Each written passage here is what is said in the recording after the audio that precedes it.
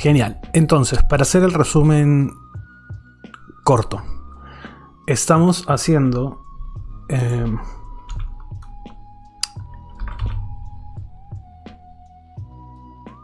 Discover Focus. Estamos siguiendo el curso de Design Thinking de la Universidad del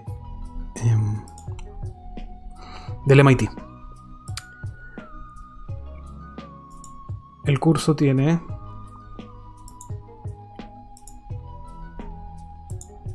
pensé que lo iba a encontrar acá.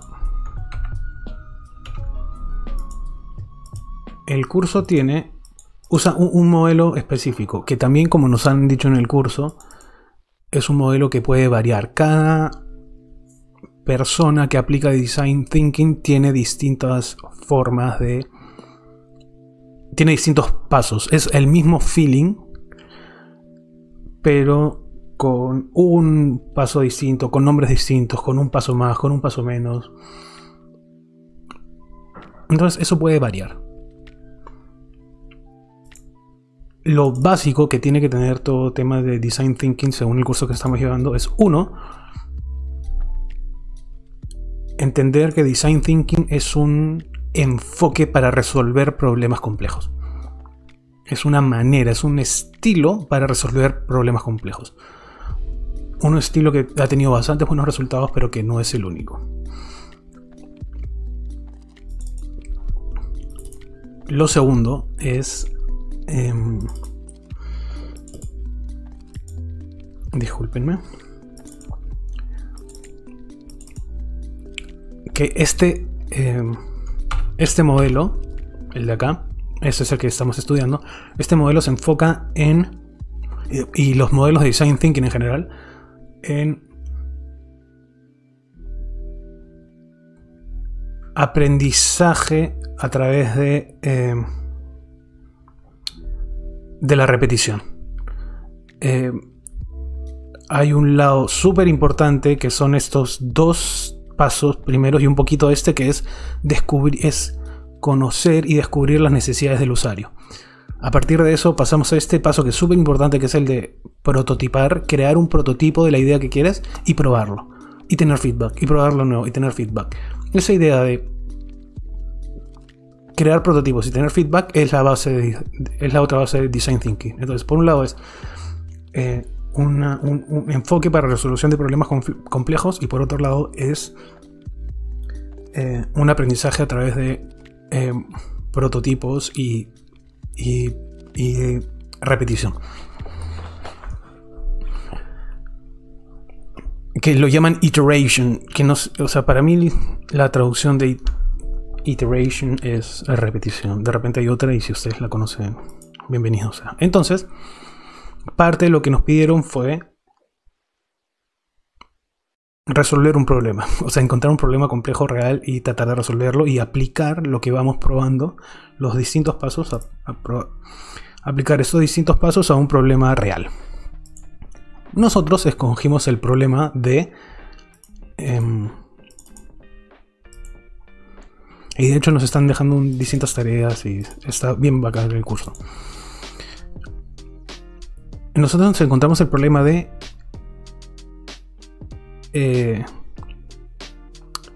la poca eficacia que estaba teniendo una persona en la búsqueda de trabajo. ¿Ya?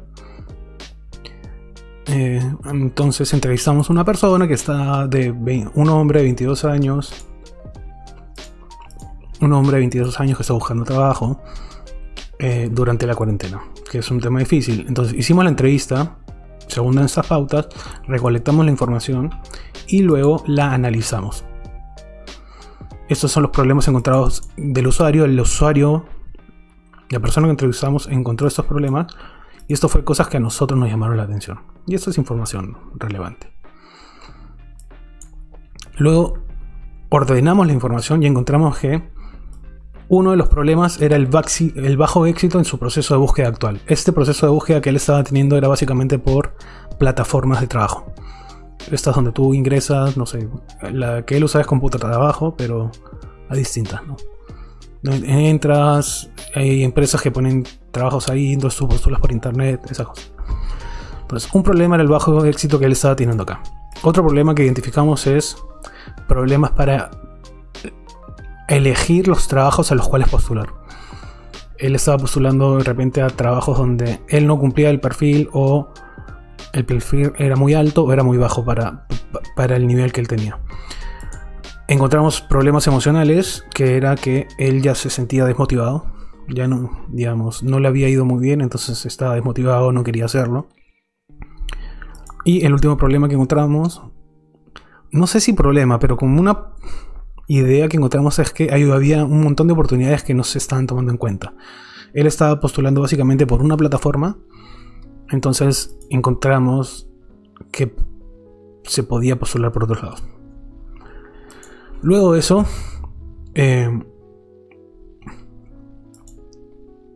elegimos, de todos esos problemas, elegimos uno. Y elegimos como problema base el cómo aumentar el porcentaje de éxito de búsqueda de trabajo. Hicimos una lluvia de ideas donde salieron distintas ideas. Uno, cómo mejorar el proceso de postulación en las plataformas que él utilizaba. Otro es, ¿qué tal si empezamos a postular de forma directa? Otro tema para ver el problema emocional de la desmotivación fue, ok, ¿qué estrategias podemos hacer para motivarlo más? También encontramos ideas para mejorar cuando él tenía entrevistas, pero no había tenido muchas, había tenido 2 o 3. Y otro agrupación de ideas fue como que cómo venderse, cómo crear marca él mismo, cómo él mejorar a la vista de los lugares que postula. Entonces tuvimos ideas de cambiar el CV, crear un blog, etcétera, etcétera. De acá elegimos esta idea para trabajar. Entonces, habíamos hecho la entrevista, habíamos enfocado un problema y hicimos la lluvia de ideas para encontrar una solución que trabajar. Nos faltaba, lo que nos tocaba era prototipar. Vimos distintos tipos de prototipo y vimos que el que más se acomodaba a nosotros era el de storyboard. No sé cuál es la traducción de storyboard, perdónenme. A ver, busquemos.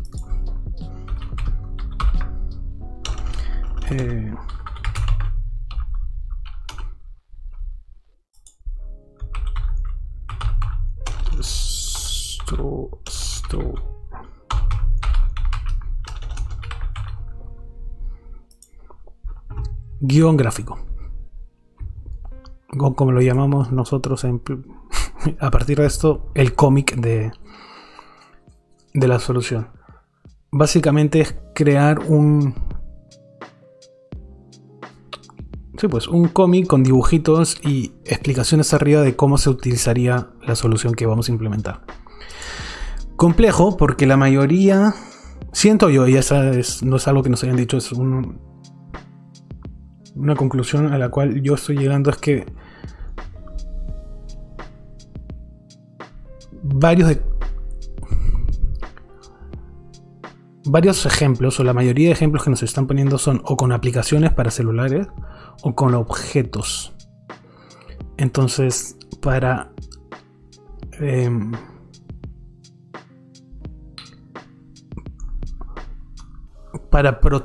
entonces te dicen como que crea un prototipo de papel o crea un prototipo físico, no el último pero cercano. Para un servicio es difícil crear un prototipo físico, entonces para nosotros se acomodó más hacer un prototipo de manera como storyboard, como guión gráfico. Obviamente, como estamos en una computadora, no podemos hacer dibujitos porque dibujar intenté, como ven en la primera. Esto básicamente es la persona buscando información en internet en su computadora y después haciendo una lista, pero no es fácil dibujar acá, entonces omitimos los dibujos y nos quedamos con las explicaciones que están arriba. Y eso fue lo último que hicimos. Ok. Recomendaciones fue que cuando les pidiéramos a la persona que nos diera feedback, tener en cuenta estas ideas, si lo motiva o no lo motiva las cosas. Entonces, para cada paso, nosotros les fuimos preguntando si le motivaba o no le motivaba, le interesaba o no le interesaba.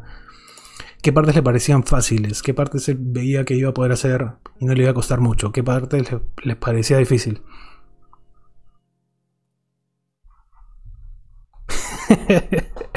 Se agradece, Carly. Bienvenida, bienvenida. E igual estuve tratando de culpar el programa, pero básicamente soy yo el que no puede dibujar, entonces igual lo haría con palito.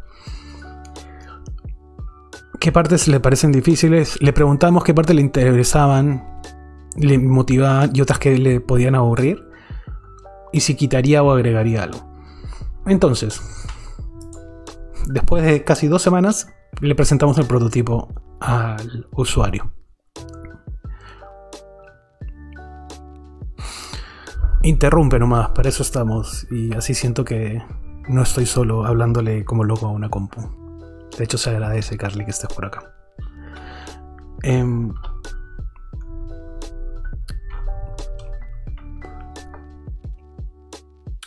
Después de 2 semanas pude presentárselo. Y les cuento, básicamente le gustó la idea. Yo lo sentí bastante motivado. Sobre todo en este punto, en el primero, el de buscar empleos en sectores, empresas y puestos que le interesen. De hecho, él me cuenta que había estado viendo más o menos este stream, entonces como que esta parte le había gustado y que en algún momento se había dicho él mismo, ya, lo voy a hacer, pero al final nunca lo llegó a hacer. Pero que le había gustado esta parte, como que, ok, sentarse y ver dónde a él le gustaría trabajar. Y la otra parte que le llamó bastante la atención y que le gustó fue esto, el de escribir el prototipo de correo. Y le gustó, o sea, lo que tienen en común estas dos es que son tareas que solo tienes que hacer una vez. En el sentido de que si haces bien esta parte, si agotas todas las cosas donde te gustaría trabajar, todas las empresas, ¿verdad?, ya no lo vas a tener que volver a hacer. Igual esto, si redactas un buen correo o prototipo de correo donde cambias algunas cosas, por ejemplo, hablamos de si tenía que hacer 2 correos distintos, uno para cuando tuviera contacto y otro para cuando no tuviera contacto, dijimos probemos, porque básicamente lo que va a cambiar es el primer fraseo de hola Carly, Leonel me pasó tu contacto, te escribo a través de Leonel que me pasó tu contacto ya que estoy buscando trabajo en ta. Esa es una forma. Y la otra forma, si es que no teníamos el contacto, si es que nadie nos dio el contacto y nosotros lo buscamos de nuestra manera, y él lo buscó por su propia cuenta, ahí está, mejor fraseado. El fraseo iba a tener que ser hola Carly, estuve investigando sobre tu empresa y me llamó mucho la atención el hecho de que trabajen con animales, o valoro mucho o me interesan mucho los valores de tu empresa, digamos, algo que resalte la razón por la cual él está escribiendo directamente a su empresa. Pero de ahí lo demás, te mando yo soy egresado de tal facultad, de tal universidad y me encuentro interesado en trabajar, te adjunto mi CV, eso va a ser lo mismo en todos lados, ¿no? Entonces, con que redactes un buen correo tipo y después lo puedas copiar y pegar y editar algunas partes, ya está. Entonces, esa dos le llamó un montón la atención. Donde tuvo problemas, y fue bien rica la entrevista ahí, fue esta parte. Él dijo, sí, esto lo puedo hacer, pero de ahí preguntarles y tener que pedirle a la gente que me ayude con esto, él me dijo, me incomoda. De hecho, la frase fue, o sea, escribirle de la nada a alguien con quien no hablo mucho para pedirle que me ayude a conseguir trabajo, no me gusta. Me siento incómodo porque yo siento que voy a incomodar a esa persona. Eso fue lo que me dijo. Y tiene todo el sentido del mundo, ¿no? Entonces, y acá habíamos puesto, claro, a un montón, ¿no? Esto puede interpretarse como todos los familiares que tengo, todos los amigos que tengo, todas las familias, los familiares que tengo, todos conocidos de la universidad. Y a lo que llegamos, que fue más o menos como que recibir el feedback y cambiar el prototipo ahí mismo, que fue algo que vimos en los videos anteriores, fue, ok, ¿qué tal si primero hacemos toda esa secuencia con gente que no te incomode? Pues la pregunta fue, ¿tienes personas con las cuales no te incomodara pedirles ayuda para esto? Y por ahí salió, sí, tengo amigos de confianza, tengo familiares de confianza con los cuales puedo hacer esto y no me va a molestar, no me va a incomodar. Entonces le dijimos, ya, empieza por ahí. Empieza por esas personas con las cuales tú tienes un montón de confianza y no te va a incomodar preguntarles.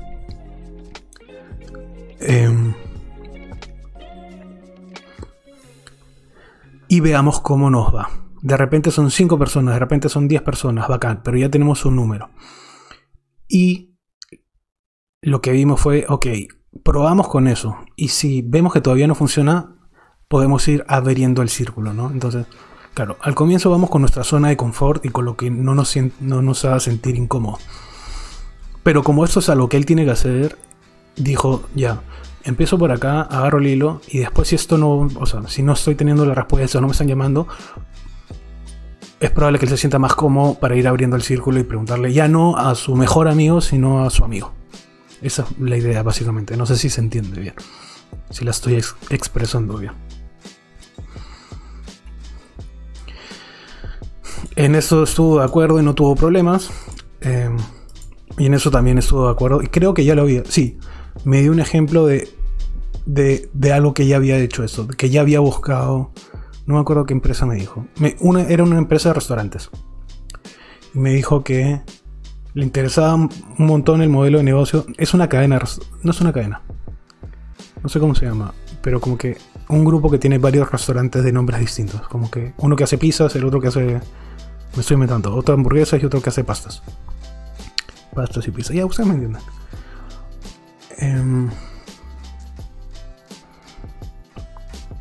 Me dijo que yo lo había hecho y que había encontrado la página. No había llegado a escribir el mail, pero que fue algo que podemos notar que le emocionó porque yo lo había hecho de manera particular, propia, espontánea. Esa es la palabra que quería usar.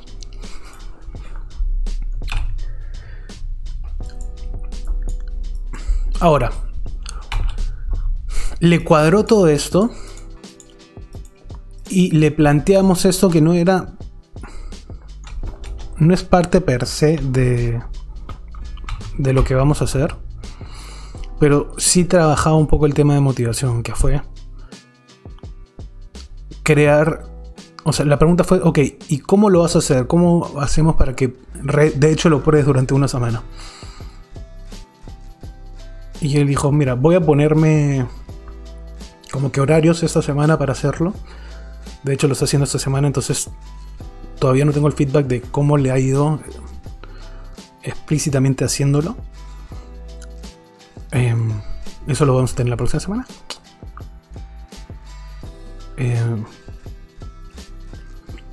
Pero estuvo de acuerdo en que lo ideal a mediano plazo es llegar a tener una rutina semanal.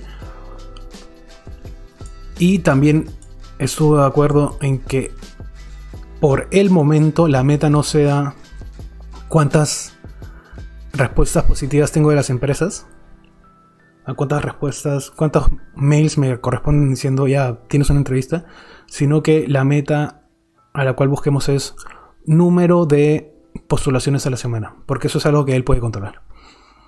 Entonces, que él se sienta bien habiendo postulado a tres empresas a la semana, digamos. Vaya, Carly, diviértase.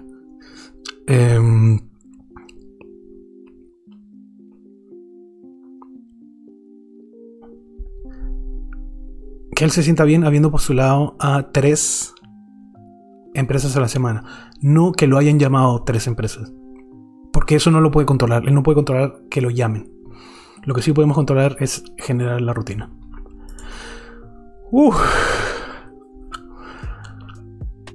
Ese fue el resumen de 20 minutos de todo lo que hemos visto hasta ahora. Con todo esto y habiéndoles contado el feedback que tuvimos, creo que podemos empezar la clase de hoy, que es, como les dije, el recibir feedback y la iteración. Creo que ya habíamos esto, claro, vimos esto para sacar estas preguntas, pero dijimos que lo íbamos a volver a ver porque no es muy largo, así que go for it.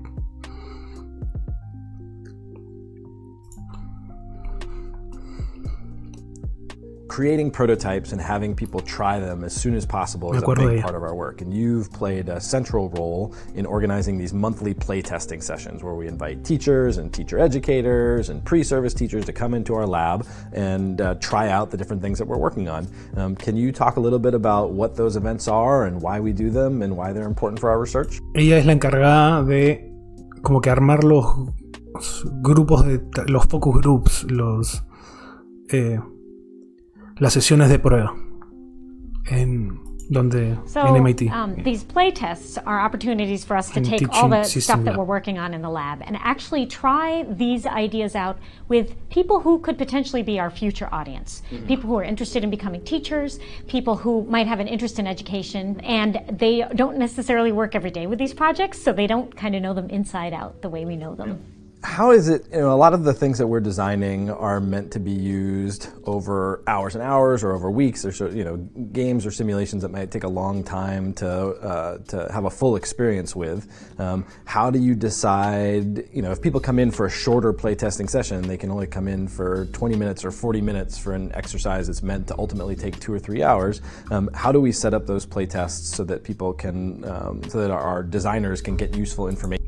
La primera pregunta que le hacen fue cómo lo organizaba, y ella dice, mira, tratamos de traer un perfil lo más parecido posible al usuario final.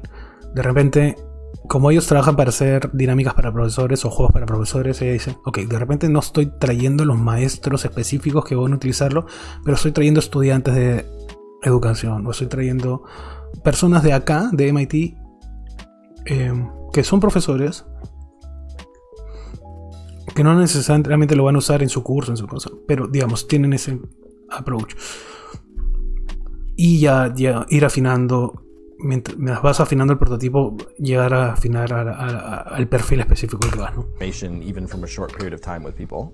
Oftentimes when you have a short period of time but you have a kind of a big project, you zero in on 1 or 2 pieces. For example, for the ELK project, we've zeroed in on actually how the game works, and later we'll think about, for example, what it looks like.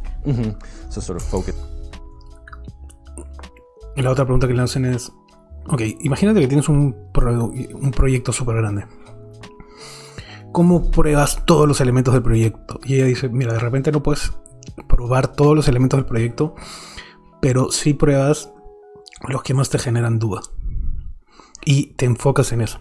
Focusing in on the kind of core mechanics of the exercise and not worrying so much about the design and the graphics. Entonces al comienzo te puedes enfocar en cómo está funcionando tu prototipo y después te puedes enfocar en cómo se ve. Yeah, those other kinds of and things. then in the future we might actually do play tests where we're just focused on what it looks like. And so we've kind of broken it up into different pieces so we can learn a lot about a small part of a bigger project. What kinds of work do you have to do before a playtesting event to prepare to make the most out of your time with a group of users? So one of the things we do is we really figure out what the goal is for this playtest. Maybe we even write them out. And sometimes we write them out as objectives and sometimes we write them out as questions. But we prepare some materials. Sometimes it's a couple of questions that we want people to answer, maybe even have them answer something before they do the activity and then after, because then we can actually see what the effect of the activity might be. Another thing that we do is we make sure that we have enough materials for the people who are coming in. And we also want people in the playtests to have the right number of people to work with in their groups. So a huge issue and maybe a huge challenge is basically sorting people who come in into different groups. Right, because when we do playtesting, we often... La siguiente pregunta es, ok, ¿cómo organizas una sesión de prueba? Y ella dice, bueno, ¿cuál es el 1? No me acuerdo del 1 ya, pero el 2 que me parece súper... De ahí me voy a tratar de acordar del 1, pero el 2... que es súper interesante, dice, segundo, nos preocupamos de que todos tengan el material, todos pueden tener el material, o sea, si quieres probar algo, no sé, me imagino un prototipo, y solo tienes uno, y vas a invitar a 10 personas, va a ser raro que lo puedan probar ellos mismos, ¿no? Entonces de repente necesitas 3 o 4. Como no vas a crear 3 o 4 físicos, de repente haces 3 o 4 de papel, no sé. Lo primero que ella dice... ¿Qué es lo primero que dice ella? Lo primero que ella dice para estas sesiones de prueba es tener claro qué queremos obtener de esa sesión. Tener objetivos. Entonces lo puedes escribir como objetivos. Quiero averiguar qué color le gusta más. O decidir... No sé. Dice que a veces lo escriben como objetivo y a veces como pregunta. Que para mí se me hace muy difícil. Porque... ¿qué color les gusta más? Eso sería mi pregunta, objetivo. Y la tercera que dice es que idealmente tienes la misma cantidad de personas. Tienes la suficiente cantidad de personas para la dinámica. En nuestro caso, como estamos diseñando esto para una persona, solo teníamos que hablar con esa persona. Pero si estás diseñando, no sé, un juego cooperativo para 3, claro, necesitas 3 personas, ¿no? And we'll have 5 or 6 projects that we've been working on, and we don't know exactly how many teachers or teacher educators are coming in, so we're often sort of shuffling and sorting some of the participants in this class. They might actually just be focused on one kind of thing. That's a great point, the idea of, do you have the right number of people for your activity? Are they prepared? Do you have all the things that you need so you can use their time really efficiently to learn from what they're doing? Those things seem like they're important. And you don't need to have a lot of people or a really complicated playtest. You can actually just playtest with a small number of people, or even one person who might not work directly on the project. But what's really helpful if you're playtesting with somebody is to have somebody else in the room who can just take notes and just focus on observing. Then you don't have to, for example, ask questions and also write down the answers to the questions, because that leads to all sorts of awkward pauses, and really having somebody else, even just one other person, can be really helpful in doing a playtest. So your teams look like there's one person who's kind of in charge of the testing, who's facilitating the experience, who say, here's the thing that we're working on, you try it, and then a person's doing that, and then there's a second person who's really doing data collection kinds of things, who's taking notes, who's listening to the answers to the questions, who's making observations about what the person is actually doing. That makes a lot of sense to sort of divide the work up in that way. And it doesn't have to be a lot of people. One person is really, really very helpful. Mm-hmm. Otro tip que nos da es, nos dice que en verdad muchas veces no necesitas a muchas personas. Fácil, de repente puedes sacar un montón de información con una persona, pero necesitas que esa persona no haya visto el trabajo, no haya creado el prototipo, no haya estado inmerso en... porque te va a dar una perspectiva diferente. Y lo otro que dice es que es súper útil tener que sean 2 los que organicen, los que lleven a cabo la prueba. Que uno sea como que el moderador, el que va guiando la prueba, y otra persona que se dedica a tomar apuntes, a observar, a ver las reacciones. Como persona que ha trabajado bastante tiempo haciendo focus groups y etnografías y entrevistas in situ,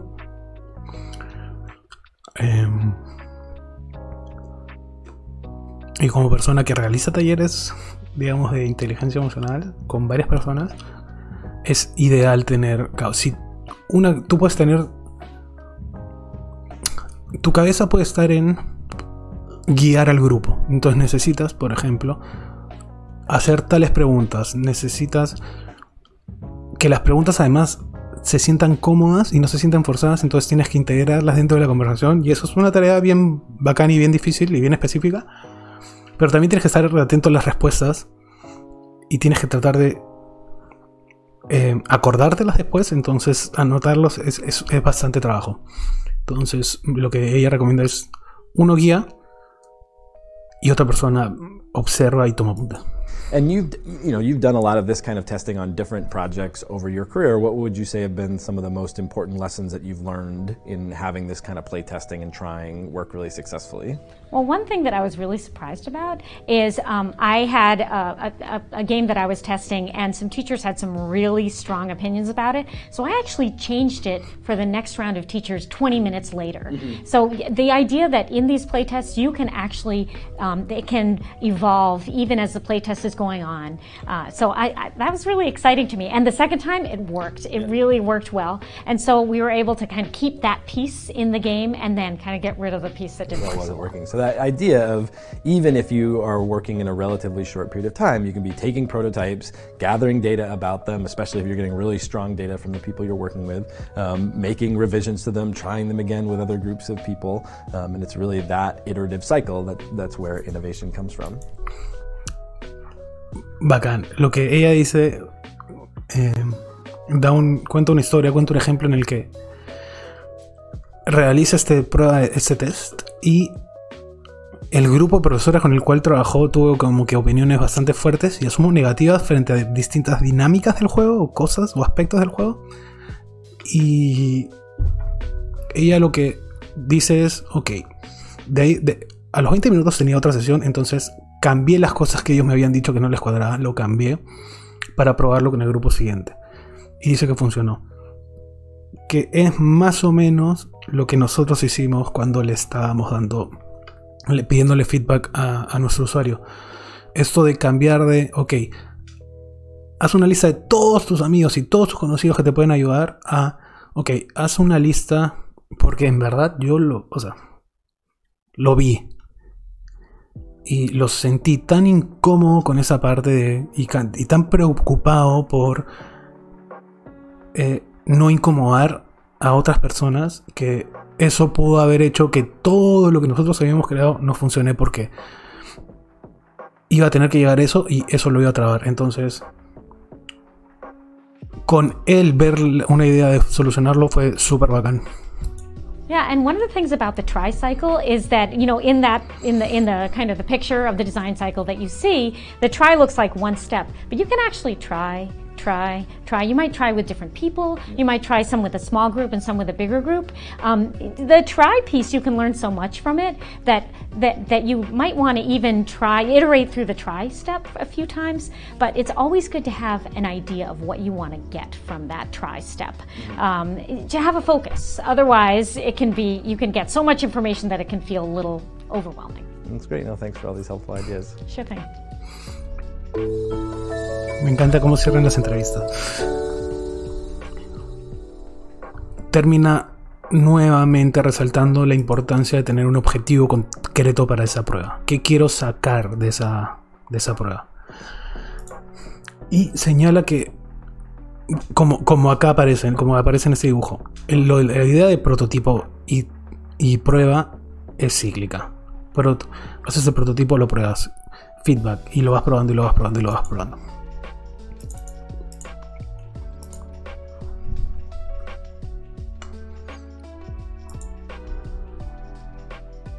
Testing is really important. When you're designing something that's new, you don't know how it's going to work. And so the best way to figure out if something's going to work is to have people who aren't thinking about the project and aren't working on the project, and quite frankly, your future audience for the project, to actually bring them in and have them try it out. There are lots of different ways where we collect feedback. If we're having kind of a one-on-one colleague type playtest, we'll just have a discussion after we're done. During the more structured playtests, we are often taking notes and making observations as people are playing the game.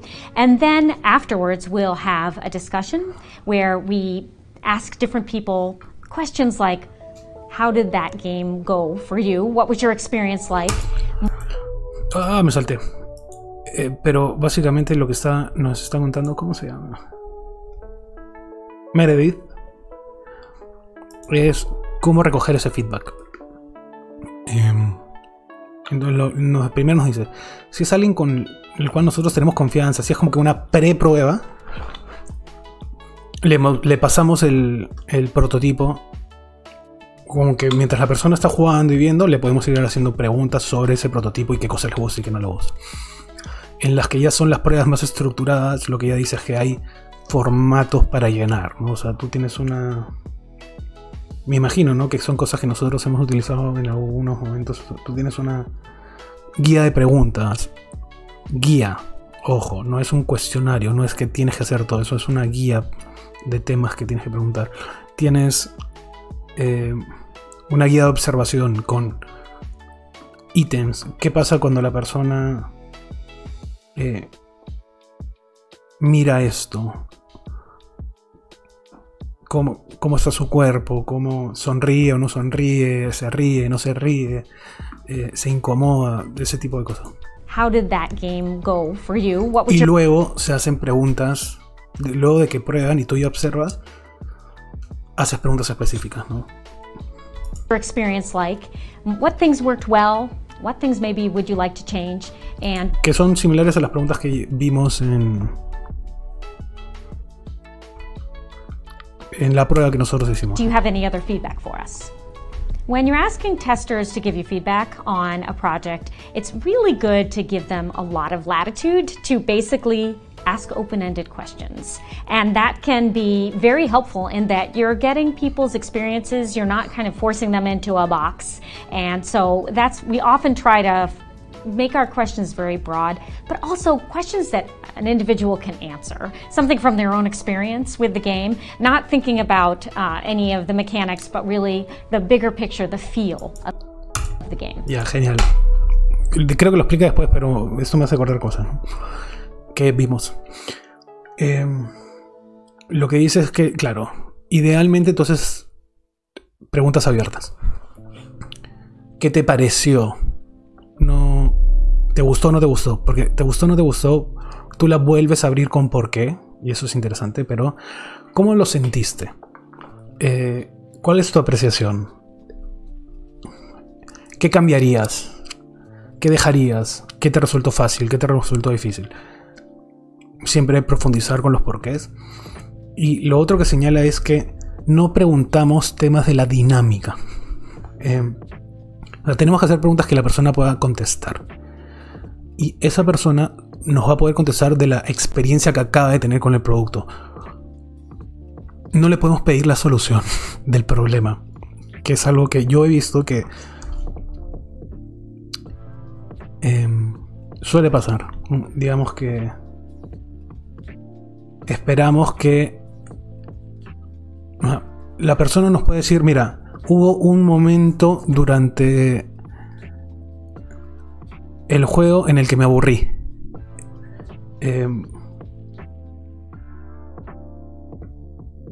¿Y por qué te aburriste? Creo que me distraje porque había una persona hablando y entonces yo empecé a pensar en otra cosa y no tenía que ver mucha relación conmigo, entonces, o con lo que a mí me tocaba en mi turno, entonces me fui. Si tú le preguntas, ok, ¿cómo solucionarías eso? Ya, esa es tu chamba, ¿no? La persona ya te está diciendo con que se aburrió que hay algo que puede incomodarse. Entonces de repente lo que tú tienes que ver es, hay mucho tiempo muerto entre su turno y entre que le toca y le vuelve a tocar. Entonces de repente tenemos que meter alguna mecánica ahí para que su atención siga en el juego. Algo por el estilo. Esa es tu chamba. Tú tienes que ver cómo resuelves ese aburrimiento o cómo resuelves esa incomodidad. La persona lo que te va a decir es cómo se sintió, cómo él o ella lo vivió. So some advice I have, if this is your first time when you're trying something out, is don't wait until it's perfect to actually share it with somebody else. In fact, the best time to share your ideas with somebody else are when they're just about ready to be understood by somebody else. That you can often prototype something that you eventually want to do online on paper. You can create a different way of communicating your ideas and testing them along the way. Oftentimes that testing gives you new ideas and maybe even might spark a whole new direction to the project. Bravazo. Vuelve con esta idea súper importante durante toda esta clase, que es, y el curso, que es, no tienes que sacar el prototipo cuando esté terminado. No tienes que sacar el mejor prototipo. Tienes que sacar un prototipo. Y la sugerencia que da ahí, me había olvidado que era súper buena, que es, tú tienes que sacar el prototipo. Idealmente tú sacas el prototipo cuando el prototipo te permita a ti explicar lo que quieres. Cuando tengas el prototipo que te permita explicarlo, no es el último, no necesariamente es el más bonito ni el que va a quedar, pero ya con el prototipo la gente lo puede entender, sácalo.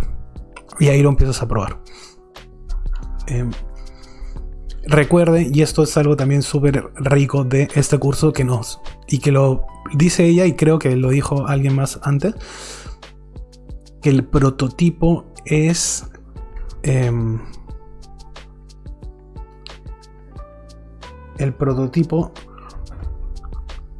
una forma de comunicar. Hay que verlo como una forma de comunicar. El prototipo es la mejor forma de comunicación de una idea abstracta a algo que pueda ser entendido. ¿Cuál parte, Roba? La de...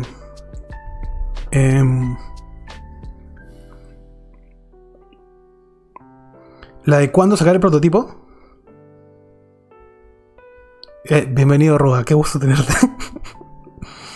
No te había saludado. Mala mía.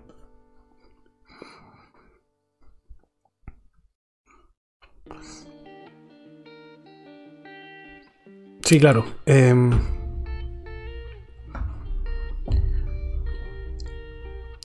Lo que dice ella y lo que recomiendan durante el curso es: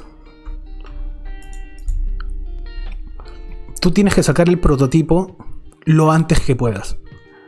¿Qué es lo que suele pasar? Uno quiere sacar el... Y te lo digo porque me ha pasado, ¿no? Y ellos también lo mencionan.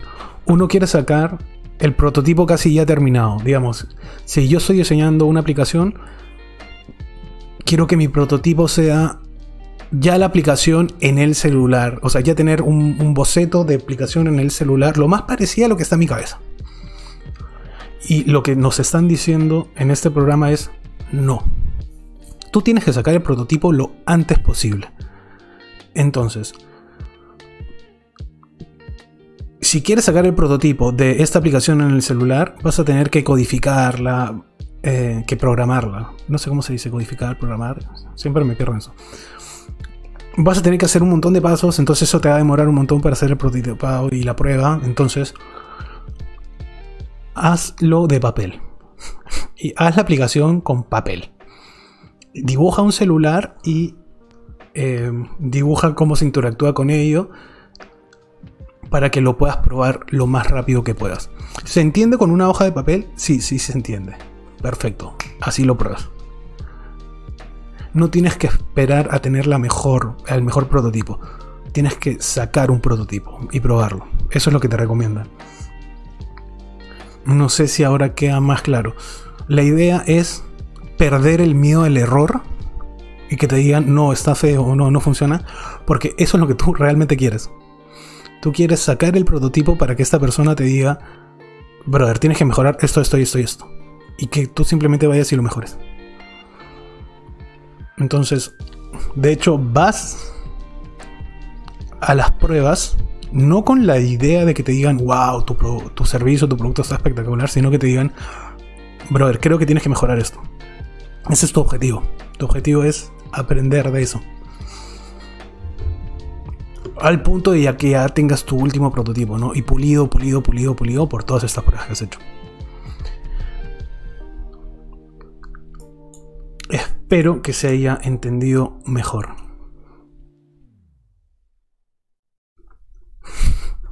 Me imagino, nos pasa a todos,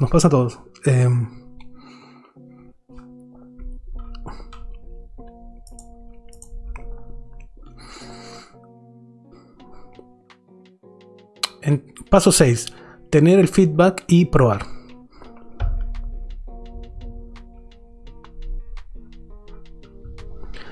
Pide feedback y prueba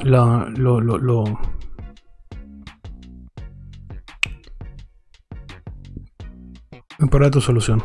Si quieres contarnos, Robo, también o sea, profundizar lo de tu equipo para, no sé, complementar y sumar, bravazo. Si no, instrucciones. Ya, de acá sacamos las preguntas que hicimos, ¿no? Las preguntas que hicimos acá. ¿Qué te motiva? ¿No te motiva? ¿Qué partes son difíciles? Las sacamos de esto.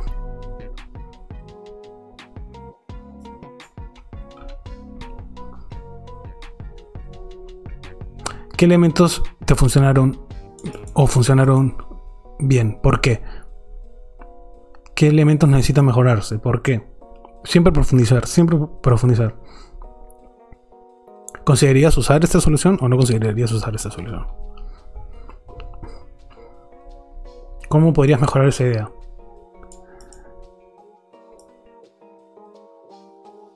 ¿Qué partes te gustaría conocer más o explorar más? Feedback, tips para el feedback. Empieza, cuando hagas la sesión de feedback, empieza explicando el problema que tú quieres resolver. Porque recuerden, nosotros en nuestra ocasión tuvimos la oportunidad de testearlo directamente con el usuario. Lo que nos dicen acá es que muchas veces no vas a poder testearlo directamente con el usuario, vas a tener que tener personas similares, entonces a esas personas hay que explicarle el problema que tú estás tratando de resolver. Luego explica el prototipo, o el borrador del prototipo, o tu solución o tu idea.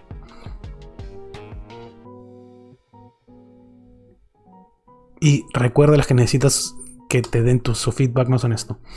Dales el prototipo y que lo prueben, ¿no? Y después de 2 o 3 minutos, pregúntales cómo le fue. Y mientras están viendo o usando el prototipo, como que míralos, ¿no? Observa bien las conductas que están teniendo.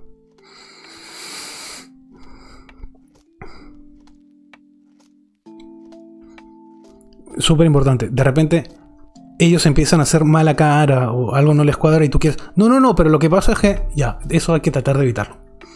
Necesitamos la respuesta más sincera que ellos puedan tener, más automática, más espontánea. Esa palabra espontánea se me está olvidando hoy día, ¿no?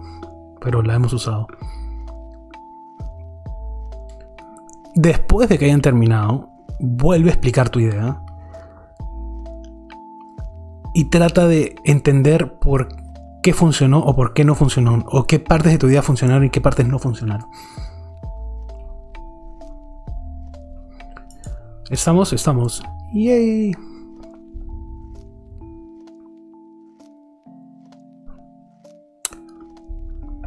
Siguiente. Hoy día nos vamos por las 2 horas, ¿no? Uy, tenemos pregunta de Roba.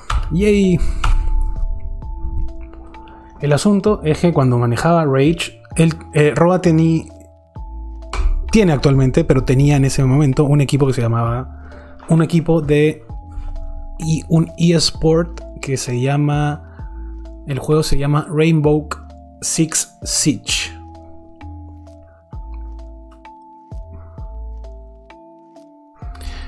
Bueno, Roba quería desarrollar programas y estructuras que motivaran a los muchachos y mejoraran la manera de administrar todo. El asunto es que siempre que pulía mis ideas no quedaba satisfecho porque no quedaba perfecto. Ya, tal cual. Y si pasa X y si pasa Y, lo que quisiera ahora a pulir. El caso es que a ese paso nunca sacaba nada. Tal cual. Creo que eso es lo rico de esta forma de solución de problemas. El año pasado, creo, o hace 2 años, hubo alguien que a mí y a mi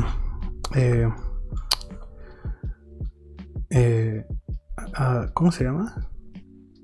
No es cofundador, a mi socio, ya claro, un socio, ¿no? Nos dijeron, ¿no? Que fue: no tengas parálisis por análisis.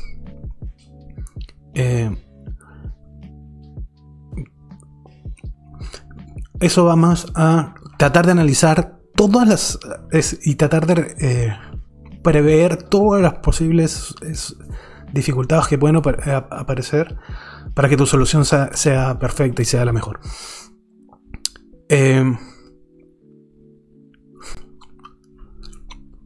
Que entiendo es completamente lo contrario de cómo le enseñan a los ingenieros cómo deben ser las cosas. O sea, el ingeniero sí debe proveer todas las cosas para que no pasen mal.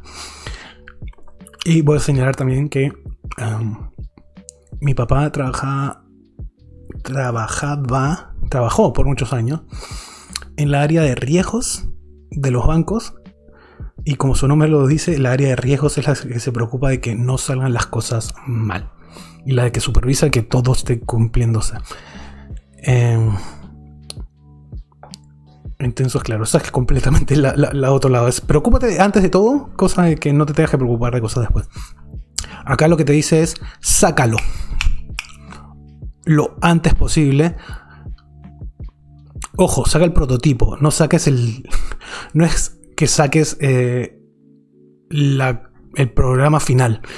Saca el prototipo lo antes posible para que lo puedas probar. ¿Y a qué creo que apunta yo? Que es cuando a mí me pasaba esto de que yo, y en mi cabeza trataba de solucionar yo solo los posibles escenarios. Uno, eres tú solo. Y dos, son los escenarios que a ti se te ocurren. Y son las cosas que tú crees, que no necesariamente vas a ser el usuario. Entonces, puedes estar no ocupando de la mejor manera tu tiempo. Mientras que si tú ya tienes una solución más o menos entendible y la pruebas, el mismo usuario o la misma usuaria te va a poder decir: esto me gustó y esto no me gustó. En tu caso, creo, Roa, como que experiencia para lo siguiente es: chicos, o sea, me imagino, ¿no? Chicos, he estado pensando en estas cosas que podríamos usar para mejorar la comunicación en el equipo. ¿Qué tal si lo probamos esto durante una semana y nos reunimos después de haberlo probado para ver si funcionó o no funcionó? Y en base a eso seguimos mejorando. Y creo que a mí me cuadra mucho más ese enfoque cuando tienes la oportunidad de hacerlo, porque muchas veces no tienes el tiempo ni el espacio para hacerlo. Pero si lo puedes ajustar para tenerlo bravazo, porque te permite construir en base a algo concreto y no en base a ideas que tú puedas creer. No sé si se entiende. Si no se entiende fue porque no lo voy a poder explicar de nuevo, porque fue mi momento de iluminación. Mentira, gente, pregunta nomás. Bravazo, Roa, se agradece. Mitchell Resnick, aprendiendo sobre el proceso creativo. No, a través de la creación. Aprendiendo a través de la creación, eso es.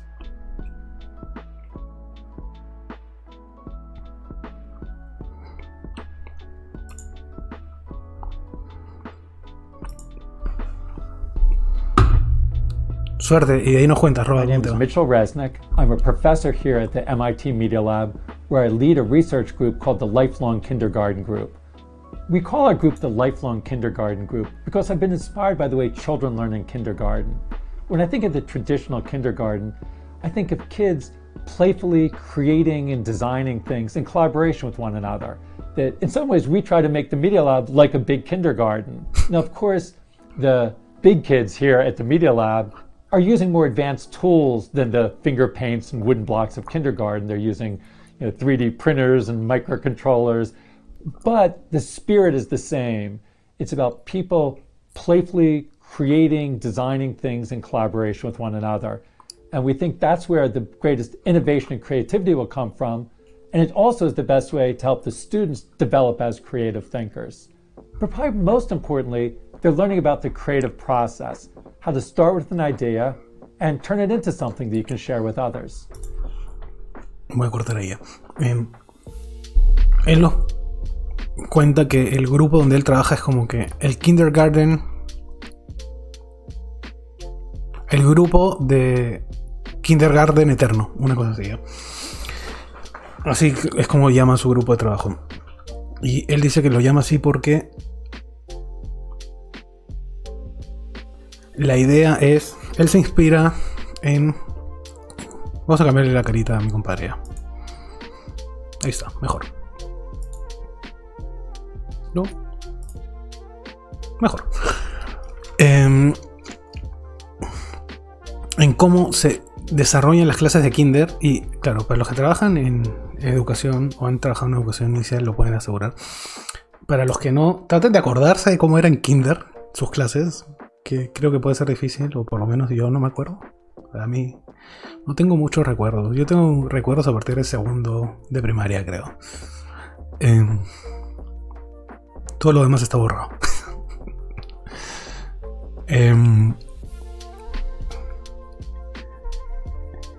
Pero claro, la idea en kinder es que tengas un montón de materiales. O acuérdense, traten de acordarse del salón de clases donde tenías... Ya, ok, exacto, eso es. O hacías círculos en papeles y dibujabas cosas. O armabas legos por ahí. Entonces, básicamente la idea que él dice es tratar de hacer los salones y los grupos con ese espíritu. Con el espíritu de que tú puedas crear lo que se te ocurra. Y que tú puedas, a partir de esta necesidad o ganas de exploración que tienes, puedas aprender. Que me parece genial. Y lo otro que también menciona, que también me parece genial, es que lo que tú quieres hacer en este momento es motivar y desarrollar esta habilidad de poder crear. Y no vamos a tomar... Olvidemos de innovación y olvidemos de creatividad, ¿ya? De estos términos, porque están bien manipulados por... No manipulados, pero están manoseados, eso es lo que quiero decir. Por distintos como que interpretaciones, entonces vámonos de eso. Él dice, lo que tú quieras desarrollar es que los chicos puedan crear. ¿Qué es crear? Que una idea que ellos tienen en la cabeza la puedan comunicar a través de algo físico. Que lo que tú tienes en la cabeza lo puedas volver algo que los demás entiendan y vean. Eso es crear. Que este dibujo que tú tienes en la cabeza lo puedas crear en un lugar físico. Eso es lo que tú tienes que alentar para que después ellos puedan realmente ser creativos e innovadores. Y entrenar esa habilidad que es súper difícil. Y por eso creo que estoy resaltando y tomándome tanto tiempo en esto. Ejecutar las cosas que están en tu cabeza y traerlas a la realidad. Y hacerlas lo más real que se pueda. Creo que eso es una habilidad que no se está entrenando tanto y que se debería empezar a poner foco. Pues me parece súper rico lo que dice mi compadre Mitchell. As creative thinkers. But probably most importantly, también quiero señalar que todos los brothers que han hablado de acá, salvo uno, me han caído bravazos. They're learning about the creative process, how to start with an idea and turn it into something that you can share with others. So we think that approach to learning shouldn't just happen in kindergarten. When we think about the creative learning process, we sometimes capture it in what we call the creative learning spiral. And we think of this spiral as... Ok, él tiene... Y lo conversamos en la introducción de hoy día, ¿no? Vamos a ver distintos tipos de modelos de design thinking. Este es uno y él lo ve como esto, como una espiral. Antes de que lo explique, voy a señalarlo yo. Empieza con imaginación y a partir de esto que tú te imaginas, lo creas. Me parece súper rico ver esta idea de creación, esta idea de prototipo como comunicación. El prototipo es la manera en la cual yo voy a comunicar esa idea que tengo con los demás. porque necesito su feedback, necesito su opinión. Entonces, voy a imaginar algo, voy a imaginar una solución, voy a imaginar algo que quiero hacer, lo voy a crear, voy a jugar con él, lo voy a ver de distintos ángulos, lo voy a compartir con los demás para que ellos también juegan y lo vean. Voy a reflexionar sobre cómo ellos están jugando y cómo yo jugué con eso y cómo yo lo sentí, y después voy a imaginar a ver cómo lo puedo mejorar. It's something that starts with the imagination. You start with imagine. So you have an idea, and then you create. So it goes from imagine to create. You create something based on those ideas, and then you play and experiment with your creation. And then you share with others and collaborate with others. And then you might step back and reflect upon it, and through that reflection, you start imagining again. So it's this spiral that keeps going and going from imagine, create, play, share, reflect, and then more imagination. The biggest project in our Lifelong Kindergarten group right now is the Scratch project. It's a programming language and online community developed to help kids express themselves creatively with computers. So with Scratch, kids can program their own interactive stories and games and animations, and then share their creations with one another in an online community. In doing it, kids learn a lot of computational ideas and mathematical ideas, but more importantly, they're learning to think creatively, to reason systematically, and work collaboratively. And those are skills that are important for everybody. I generally think the best way for students to learn anything is by diving in and having some concrete experience. So I'm somewhat skeptical about places that start out with teach students. And those are skills that are important for everybody. I generally think the best way for thoughts on the design process. Students to learn. Ok, ¿qué opinas sobre el proceso de diseño? Lo demás que dijo fue básicamente lo que conversamos nosotros. Diving in and having some concrete experience. So I'm somewhat skeptical about places that start out and just try to teach students the design process by drawing diagrams and having them learn about the diagrams. It's similar with the scientific process. If I don't think that you should teach about the scientific process by having kids look at some diagram about the scientific process. They should be doing their own investigations to learn about the scientific process. And I think similarly with the design process, you want kids to be designing things and learning about it through their own, personal experience. Acá está hablando de lo que se llama en el mundo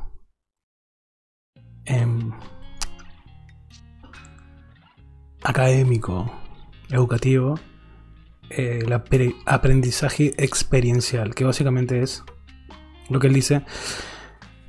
Es difícil enseñar y que un niño aprenda qué es el modelo científico, qué es el método científico, viendo un diagrama. Puede memorizarse lo que dice el diagrama, puede memorizarse lo que es el método científico, los pasos del método científico, pero no necesariamente lo va a haber aprendido y lo va a poder aplicar. Mientras que si tú le enseñas el método científico haciendo que él lo utilice, haciendo que él trate de explicar cómo el agua se vuelve hielo utilizando el método científico, él lo va a utilizar, lo va a probar y a partir de su experiencia va a poder entenderlo. Lo mismo con el proceso de diseño. Si queremos que los niños aprendan a diseñar cosas, aprendan a crear, aprendan a comunicar ideas y a recibir feedback, lo mejor es poniéndolos a crear y a recibir feedback, etc. Sometimes when people are going through a design thinking process, they start by defining the problem, make sure they understand the problem well so they know how to tackle it. We often start a little bit differently. We often start with the imagination and try to think about what the problem might be rather than trying to define a problem that someone else has posed to you. Now, of course, in some settings, it's important to be able to have a situation that's given to you and come up with an understanding of the problem so you can come up with a good solution. We often think that something that's missing for a lot of kids is developing the ability to find new problems and to take their imagination and how to bring it into reality. So an important part of learning through and about design is to understand the iterative process of going from an idea to a prototype to a next prototype and making revisions all the time. La parte que dijo que me suena más romántica que real, pero Nada, él es el experto, no yo. Él dice...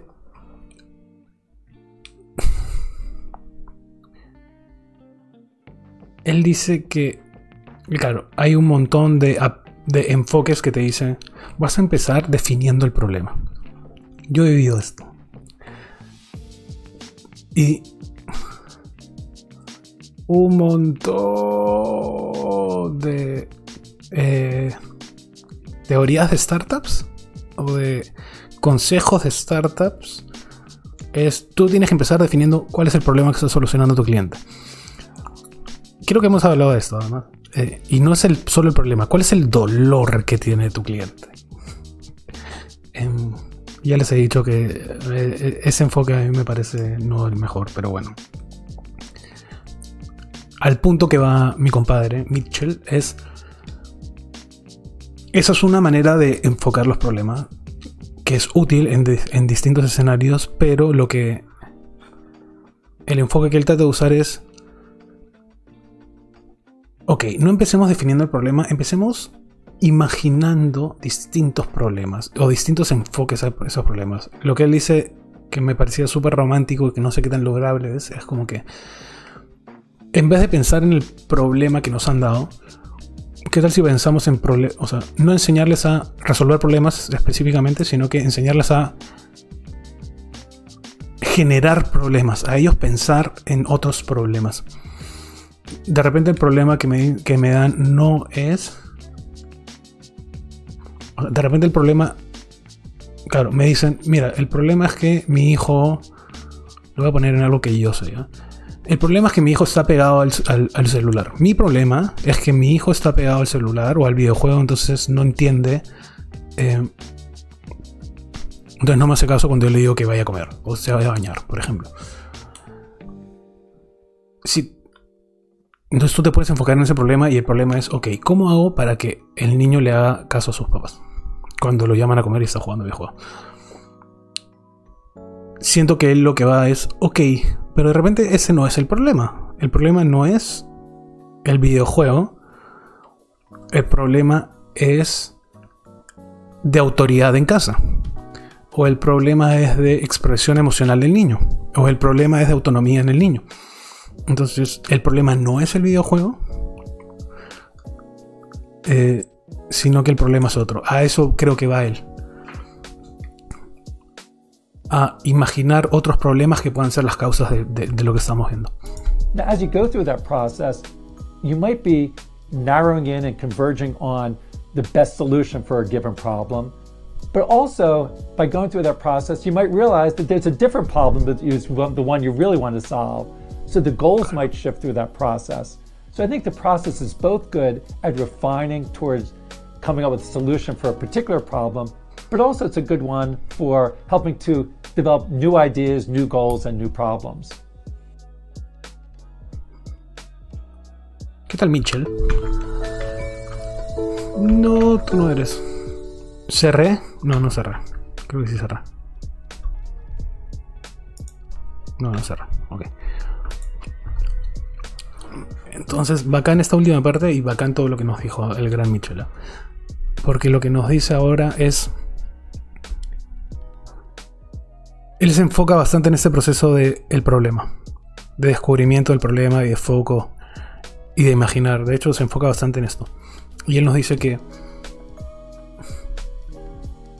lo rico de este círculo es que no necesariamente es sigue estos pasos. Primero descubrir, después foco, después imaginar. Sino que puedes saltar de imaginar. Y cuando estuviste imaginando una lluvia de ideas, creo que nos pasó en algún momento, redefinimos el problema. Porque nos dimos cuenta que de repente el problema no era ese que habíamos enfocado, sino que era otro. Entonces de acá saltamos acá. No es que tengas que hacerlo 1, 2, 3, 4, 5, 6, 7, sino que puedes repetir acá, entre uno de esos. Y después de repente de probar, vuelves a definir el problema porque descubres en esas pruebas de que el problema no era el que tú habías observado, sino que el problema es otro. Entonces, de acá saltas acá para redefinir el problema, pero de repente te das cuenta que no tienes cosas para imaginarte porque con ese nuevo problema, entonces regresas a descubrir. Entonces,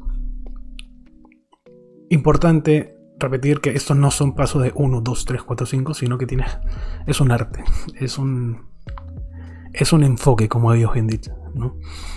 Y más que tener en cuenta como estructura de pasos 1, 2, 3, 4, es mejor verlo como una checklist. Descubrí, sí. Lo probé, no lo he probado todavía, ¿no? Entonces de repente no lo saco, no reflexiono en mi cabeza, sino que primero lo saco y después reflexiono.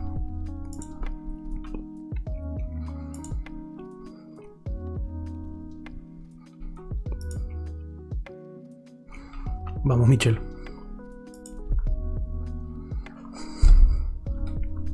You want kids to be designing things and learning about it through their own, personal experience. Now, as you go through that experience, it's sometimes useful to step back and to think about it. And that's the best way of learning about the processes after you've done it, to then step back and reflect. In fact, I think this overall process is often one of going between diving in and stepping back. A colleague of mine, Edith Ackerman, often talks about that almost as if it's a dance of diving into the design and then stepping back and reflecting. And I think that the best way for students to learn about the design process is to experience it, but then to reflect upon their experience and to learn about the process through their reflections on the experiences that they've had. I think there are many different ways that... Creo que básicamente lo que volvemos a cómo enseñar el proceso, y es que tiene que ser a través de la experiencia. Que los chicos aprenden mejor el proceso de diseño poniéndolo a prueba y después preguntando, ¿funcionó? ¿Qué no funcionó este diseño? ¿Qué funcionó?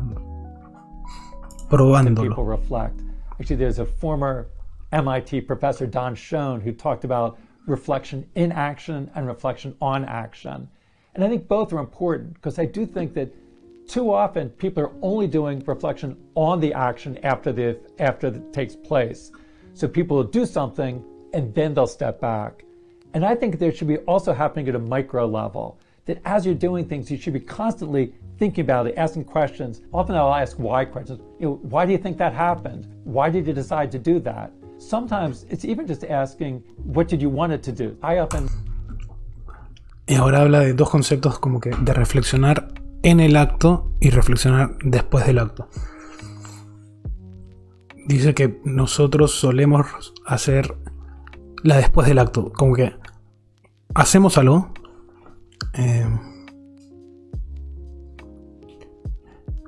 no sé qué ruta tomar para ir a mi trabajo, entonces digo, ok, voy a tomar la ruta 7, tomo la ruta 7, y después de haber tomado la ruta 7, llegando a mi trabajo digo, ok, ¿qué tal me fue? ¿Bien o mal? Y lo que él dice, también es interesante ir haciendo lo mismo durante. Entonces, estás tomando la ruta 7 y te das cuenta de que hay un montón de tráfico o que hay una ambulancia, entonces, mira, de repente cambio hoy día y después vuelvo a probar. Como que en psicología se llama metacognición, como que que ahora también puede ser llamado mindfulness, que es estar consciente de las acciones que estás llevando en ese momento. Ahora, sí creo que es importante señalar acá, por la experiencia y lo que he podido hablar con otras personas, si esto te va a estresar o te va a generar ansiedad, hazlo con calma, ¿no? Y no lo puedes hacer en toda tu vida, porque no puedes estar reflexionando, o sea, de nuevo, que la reflexión no te lleve a la inacción, ¿no? Si vas a estar constantemente, estoy tomando la mejor ruta, estaré tomando la mejor ruta de mi casa, no disfrutas el viaje o no escuchas la canción, o aplicar esto en momentos que lo necesitemos realmente, ¿no? Ask them those questions to get them to think about why did this happen, and then also to think about their own process. After the fact, I often will ask questions like, what was most surprising about this? I'll sometimes also ask, what was the most difficult part of this? Ahora, si estás probando un producto o un servicio que estás creando con Design Thinking, hazlo, ¿no?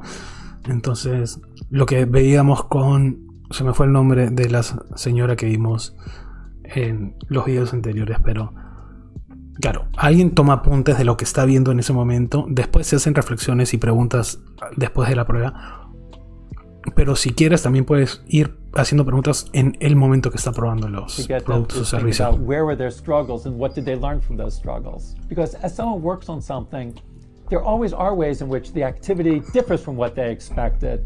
And I think a lot of the best learning happens when you think about those differences, about how your expectations didn't play out, in the reality of what you created, and getting them to reflect upon those differences, I also think is really useful. So this dance of diving in and stepping back is something that happens over and over. So you're constantly thinking about what's going on to get a better understanding to help you in the design process. So I think the reflection is where you turn the concrete activity into a more general observation that you can apply to other things that you do. As people are reflecting on their work, one problem can be that they get caught up in the details, because you can reflect upon how this particular thing fit into that particular thing and go through step by step of each particular thing you did without stepping back and thinking about the significance of this, of why did this go wrong. So you might just say what went wrong, but not why did it go wrong, or what you ended up doing, but not why you ended up doing it. So I think making sure that in reflecting, it's not just capturing the specific things you did, but stepping back and thinking about the motivations and the lessons learned from what you did. Y finalmente nos dice, en este proceso, ya estamos revisando este proceso de reflexión, ¿no? Reflexionar, ok, al final cómo te sentiste, pero durante es preguntarles qué te gustó, no te gustó, qué te acomodó, no te acomodó. Es bien parecido a este tema de feedback, pero al final lo que dice es, luego de haberlo probado y cuando ya tenemos que hacer reflexiones, no enfocarnos solo, él lo dice como que en los qués y enfocarnos más en los porqués, o sea, qué pasos fallaron, sino que tratar de ir algo más profundo de por qué fallaron esos pasos, ¿no? Que sí, creo que es válido. Creo que tenía otro punto en la cabeza y se me fue. Entonces, por eso mi desmotivación al terminar de hablar de esto. Porque tenía una idea que perdí. Pero sí pasa. Recibir feedback. Eso es un manual o guía, o una guía para trabajar el feedback con pares.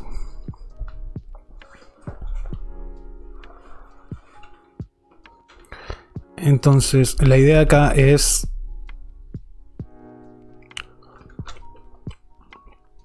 y en este curso es compartir el trabajo que nosotros hemos hecho con otras personas que están llevando el curso.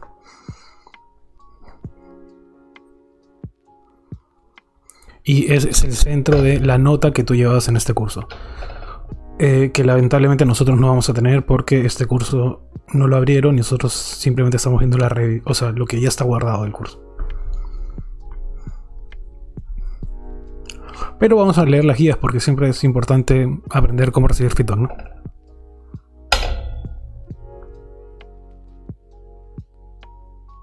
Exacto, enfocarte en no las pérdidas, sino los aprendizajes que puedes sacar de eso. Tal cual, slow rocker.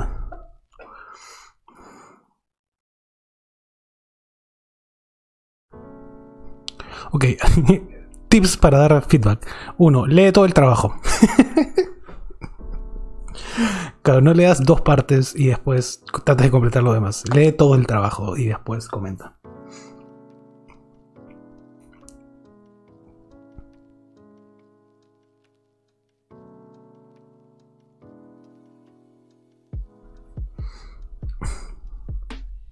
De acá ya están las guías específicas que me parecen. 1. Primera guía, resalta las fortalezas.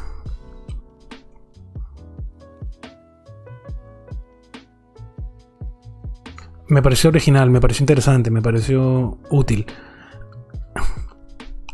Importante, ¿ya?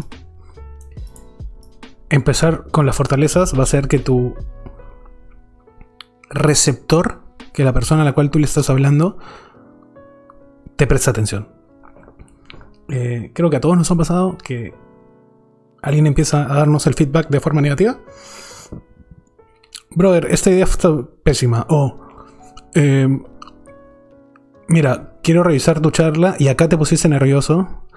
esta idea no se te entendió bien. Entonces, de arranca te empieza a decir lo negativo. Hay gente que lo toma mejor y peor, etcétera, etcétera. Pero idealmente, y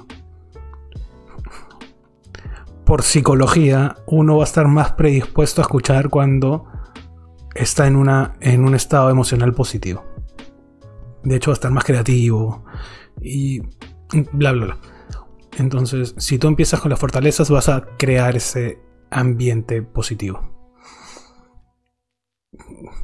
Y es difícil, porque tú quieres llegar a esa dificultad. Tú quieres solucionar esa dificultad o ese problema.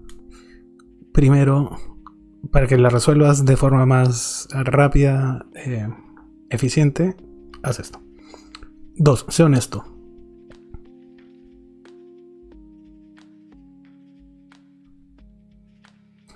Entonces, decir algo simplemente para caer bien o para mostrarte políticamente correcto no es lo ideal. O sea, si realmente algo no te sonó bien o no te gustó o te generó duda o te incomodó, dilo.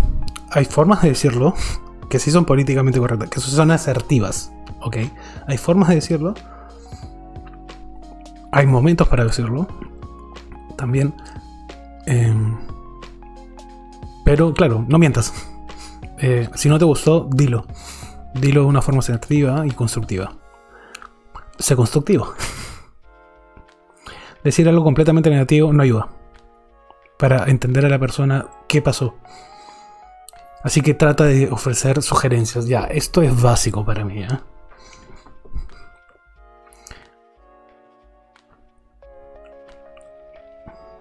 Si tú encuentras un problema, ese mensaje no se entiende y no eres capaz de explicar el por qué o cómo mejorarlo, no estás ayudando mucho. Yo creo que deberías hacerlo más claro. Yo creo que deberías hacerlo más con un lenguaje más claro. Si yo lo escribí, para mí eso es el lenguaje más claro. Entonces, eso no se entiende. ¿Qué tal si lo fraseas de esta manera? O sea, si tú le das a esa crítica, trata de darle una solución o opciones de solución.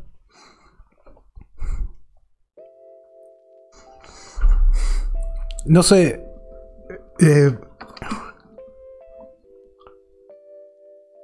Me imagino, o sea, le voy a preguntarle a Roba porque es algo que a mí me ha pasado cuando yo he diseñado cosas. No sé qué hace Carly por la vida. Fácil, Carly también es diseñadora y puede tener algo así. Pero digamos que diseñas un logo o diseñas un post o algo y alguien te dice no me gusta o me parece feo o me parece aburrido. Bacán. Y yo les pregunto por qué y no me saben decir. Yo no sé qué hacer con esa crítica. Uno, porque no soy diseñador.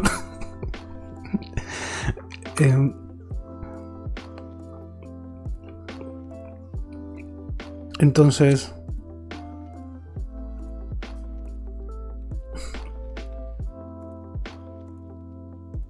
tratar de seguir eso con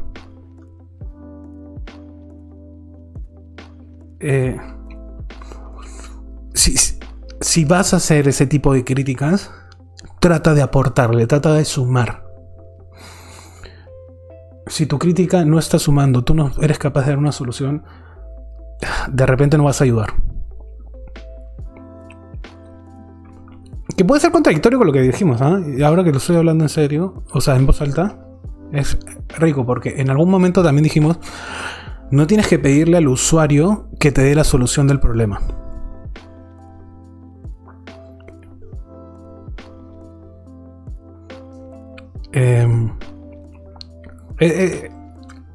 Es algo que todos pasamos, Roa. Creo que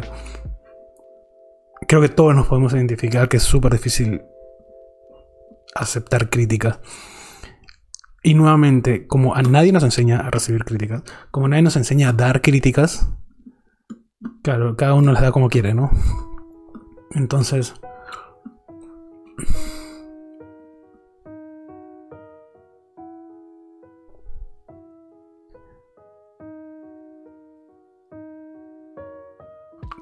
Por último, lo que estoy pensando, estoy dándole vueltas a esta idea de que el usuario no necesariamente va a saber lo que quiere.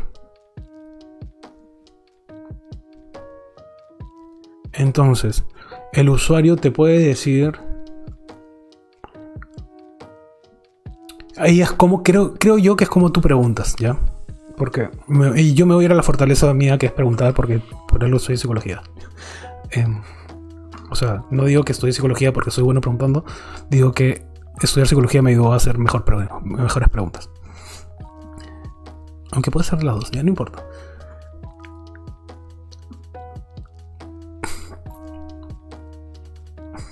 Me aburre. ¿Por qué te aburre? Si la persona no sabe qué decir, tú... Ok, entonces muéstrame logs o muéstrame posts que no te aburran. Muéstrame eso puede ser como que...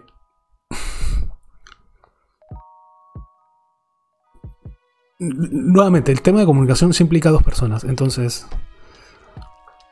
el recibir críticas es tanto el que las recibe como el que da. Entonces, tú tratar de sacar lo mejor de ese momento. Si la persona no sabe decirte por qué, de repente tú lo puedes ir preguntando por otros lados. Creo que eso es lo que podría dar.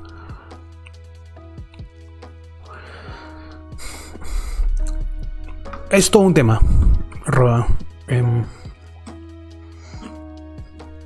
Y a mí me pasa, o sea, yo puedo tener toda la teoría en la cabeza y cuando quiero darle una crítica a alguien sale pésimo. Pasa. También pasa que, ojo, hay códigos culturales distintos en distintos lados. Hay códigos culturales distintos. Punto. Eso es. Entonces, lo que puede ser asertivo en Alemania puede no ser asertivo acá en Perú.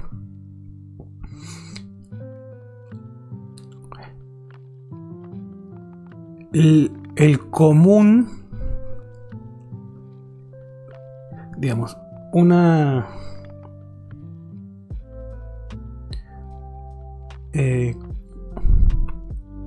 no me acuerdo cómo es el nombre ya, pero como que una idea que se tiene dentro de la psicología social en el Perú y en Latinoamérica en general, diría yo, es que Perú y México se parecen bastante, ¿ya? No solo en psicología, sí, está esa idea de que Perú y México, las poblaciones de Perú y México se parecen bastante. Porque las dos fueron virreinatos importantes, porque las dos tenían una cultura, tienen varias cosas que se parecen. Los dos tenían una cultura súper fuerte antes de los... Eran capitales culturales antes de la venida de los españoles. Las dos fueron capitales de virreinatos. Las dos tuvieron dificultad, o sea, pasaron por eso. Entonces por eso dicen que son bien parecidos. Yo no he ido mucho a México, entonces no lo conozco, pero está eso. Asumiendo eso y teniendo eso como base, voy a preguntar a los señores mexicanos que sí están acá si esto también pasa en México, porque no pasa en Chile, o en Chile no están así. Acá cuando dan feedback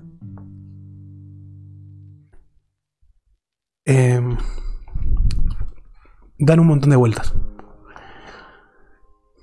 Entonces digamos que Roga llegó tarde a nuestra reunión.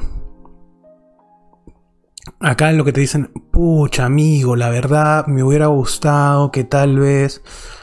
Yo entiendo que de repente fue una situación, o sea, había tráfico y todo, pero de repente si tú puedes para la siguiente vez, me gustaría que tal vez a lo mejor, amiguito, puedas llegar, intentar llegar a la hora acordada. A mí me desespera esa vaina.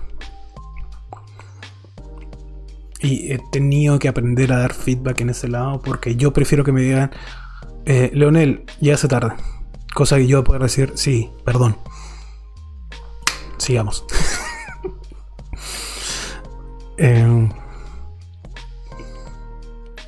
independientemente de cómo es uno personalmente, sí existe esta idea y es algo que tú enseñas, o sea,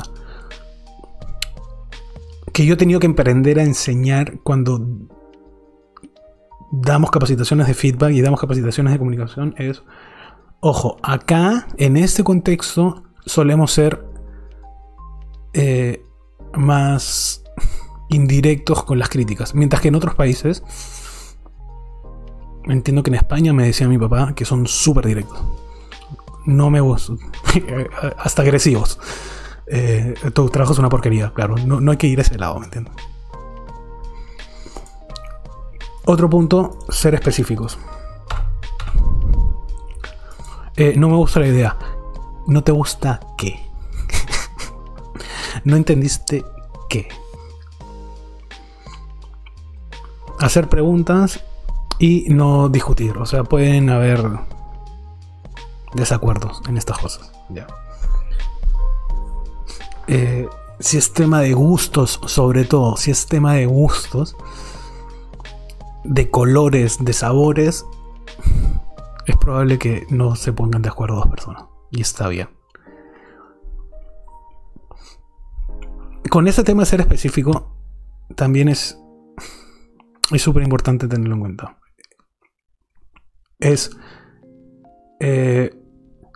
Roga, realmente me incomodó que hayas llegado hoy día tarde.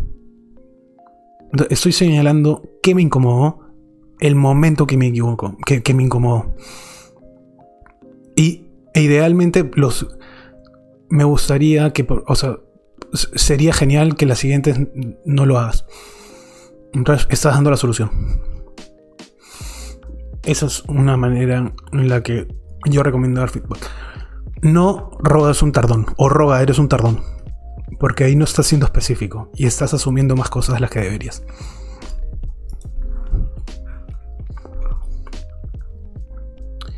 Ok, nos están diciendo cómo compartir nuestras cosas, que no vamos a hacer porque no hicimos lo que nos recomendaron. O sea, no hicimos el programa recomendado y no es un curso en línea.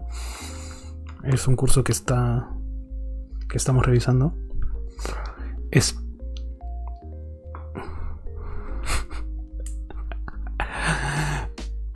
Así que ya sabes, Roba.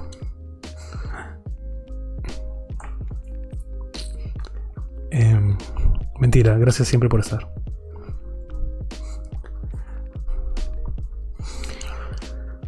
Submit the forums, reflect and share. Ok, y acá nos dicen que tendríamos que entrar al foro y reflexionar y compartir lo que hemos aprendido, pero nuevamente no vamos a entrar al foro porque no está la clase en vivo y porque nuestro problema no es el mismo que ellos han solucionado.